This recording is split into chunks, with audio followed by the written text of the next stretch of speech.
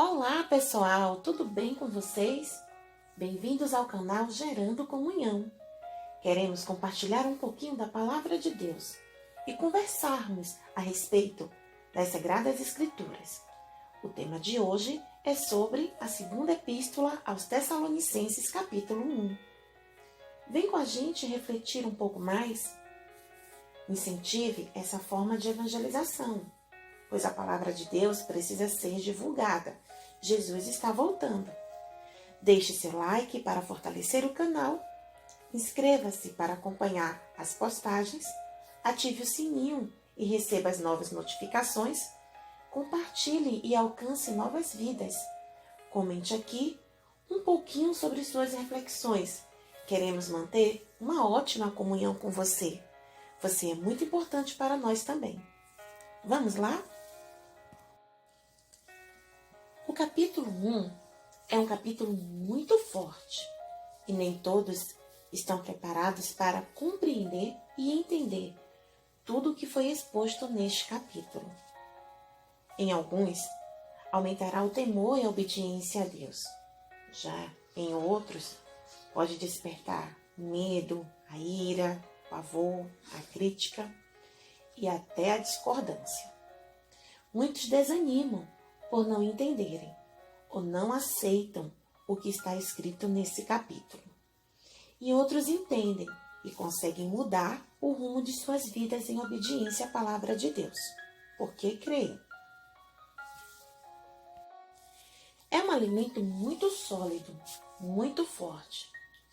E o povo de Tessalonicenses precisava desse tempo de amadurecimento para compreender a essência do que realmente é o Evangelho e o impacto e a transformação que o Evangelho traz na sequência lógica da vida de todos nós. O capítulo 1 começa com a saudação do apóstolo Paulo, acompanhado com os seus colaboradores, como também aconteceu na primeira epístola. Esses colaboradores eram Silvano e Timóteo. E Silvano era Silas. O apóstolo Paulo saúda a todos com a graça e a paz da parte de Deus. E eu gostaria aqui de abrir um parênteses para falar com vocês um pouquinho sobre a graça, que é um favor imerecido, e a paz, que excede de todo entendimento. Ambas só vêm através de Cristo. Um detalhe que faz uma diferença enorme nessa saudação é que, primeiro, ele ofereceu a graça. E o efeito da graça que produz a paz. Incrível, não é? Se a gente atentar com mais cuidado, veremos que nessas duas epístolas aconteceu justamente isso. Ele saudou da mesma maneira. Quando uma pessoa recebe a graça de Deus, ela está sendo abençoada por Deus. Ela está sendo beneficiada por Deus. Está descobrindo que é amada, protegida, guardada por Deus. E para traduzir isso melhor, sabemos que graça é algo que é imerecido por nós. Mas Deus, por ser tremendo, nos oferece essa graça. Ele nos consola, nos dá suporte, nos assiste, supre nossas necessidades, caminha conosco lado a lado, nos orienta, perdoa-nos.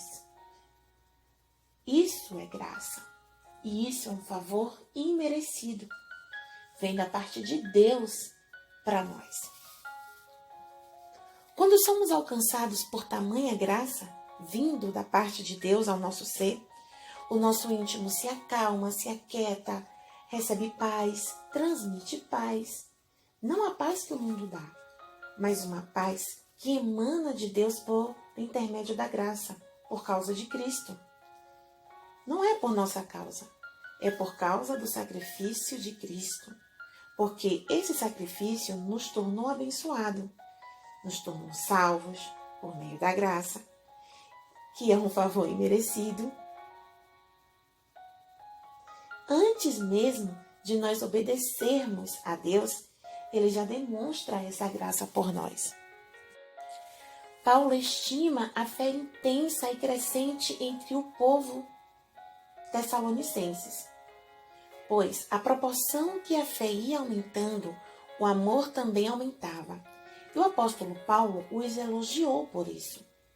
O povo tessalonicense se mostrou como pessoas perseverantes, mesmo diante das perseguições e tribulações. E a perseverança era demonstrada pela fé. Era vista por Paulo, vista pelos cristãos espalhados por todo o mundo e até por não cristãos. Era um grande exemplo para as demais igrejas existentes naquela época e até mesmo nos tempos atuais. Aquele povo demonstrou um exemplo de se manter firme, alicerçado, mediante a altas perseguições e tribulações. Lembro-me quando o apóstolo Paulo se sentiu orfanado na primeira epístola e queria muito ir ter com eles, mas estava impossibilitado porque havia um embarreiramento que o impedia, a ponto dele mandar Timóteo em seu lugar para animar o povo, que ele sabia que estava sofrendo perseguições. E Timóteo retorna com alegria, porque o trabalho não havia parado, muito pelo contrário, crescia mais e mais a cada dia. Realmente é um exemplo magnífico para nós cristãos, que não podemos nos deixar esmorecer mediante as tribulações e perseguições que o mundo nos impõe. E aqui entra um exemplo magnífico de oposição aos fatos. Mesmo eles sendo perseguidos, atribulados, humilhados, destratados, eles perseveraram em crer. Porque ninguém persevera em algo que não crê, não acredita ou não tem a convicção. Não é mesmo, gente? Ninguém paga um preço alto, pesado, por algo que não é significativo. E eles mostraram que mesmo enfrentando todo esse tipo de oposição, de tribulação e perseguição, provaram que amavam a Deus acima de todos os fatos. Isso é glorioso. Como o povo da igreja primitiva era forte, não é? Era intenso. Não tinha tempo ruim para eles. Estavam aptos para toda boa obra, mesmo sob circunstâncias péssimas.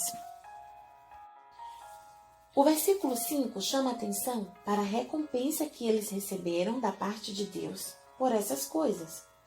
Eles foram considerados dignos do reino de Deus, por terem suportado com bravura tudo que lhes fora imposto por causa de sua fé em Cristo. Isso para nós é um consolo. Tudo isso mostra que existia esperança dentro deles. E existe esperança em nós também. Eles sofreram porque seguiram os ensinamentos de Cristo. Sofreram por fazer o bem, não por alguma culpa. E isso os tornou dignos. Que glorioso, não é? Além de se tornarem dignos, eles foram recompensados através da justiça de Deus.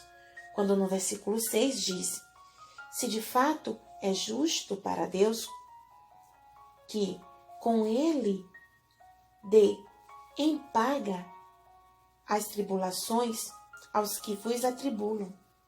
E no versículo 7 diz: e a vós outros que sois atribulados, alívio juntamente conosco, quando do céu se manifestará o Senhor Jesus, com os seus anjos do seu poder, em chamas de fogo, tomando vingança contra os que não conhecem a Deus e contra os que não obedecem o Evangelho do nosso Senhor Jesus. E isso aqui é forte, gente. Isso nos faz ver que existem momentos e momentos. Existem sim os momentos em que vamos sofrer por não fazermos o mal.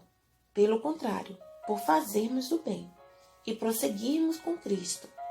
Muitas pessoas nos ridicularizam, nos humilham, Tem gente que nos leva à exaustão da paciência, nos ofendem, nos provocam. Tem gente que instiga a casos até que existem pessoas que nos traem, nos roubam, nos enganam, sem falar daqueles casos extremos que até matam os cristãos. Mas nada disso ficará impune. Em um outro momento, essas pessoas serão retribuídas por suas maldades. É o que está na Bíblia, no versículo 6, 7 e 8. Não são palavras minhas. As Sagradas Escrituras ensinam que é assim. Um detalhe bem interessante aqui, nesses 3 versículos, é que existem coisas que não veremos serem julgadas aqui. Não veremos serem resolvidas aqui. Mas não é o fato de não vermos que elas não serão resolvidas. O dia chegará para todos nós. É o que está escrito na Bíblia, no versículo 6 e 7. E eu creio que isso acontecerá de fato. E você? O que acha sobre isso?